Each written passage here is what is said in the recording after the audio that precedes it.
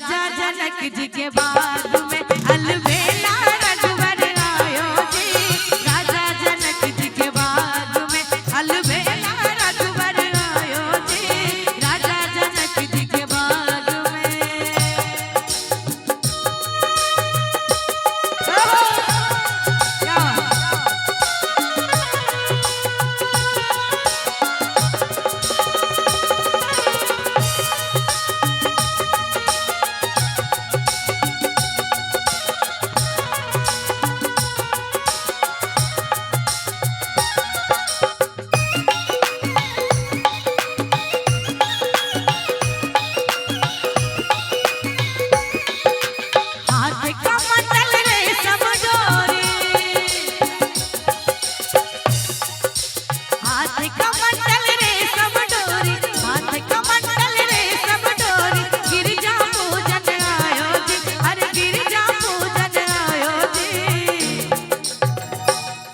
हाथ कमंडल रे सब डोरी,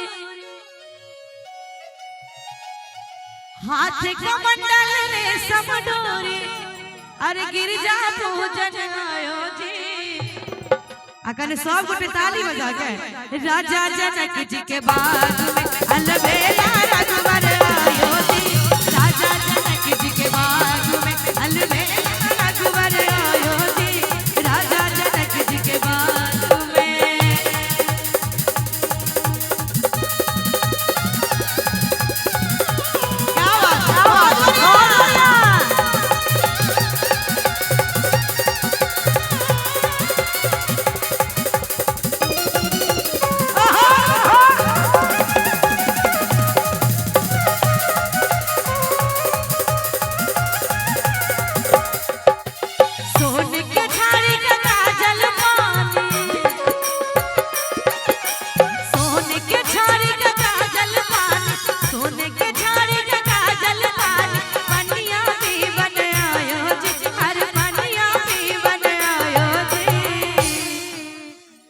सोने के झाड़ी का काजल पानी,